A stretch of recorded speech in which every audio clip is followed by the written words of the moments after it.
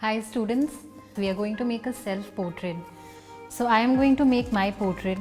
The things we need are a background of your choice, any color. I like the color black, so I've chosen black.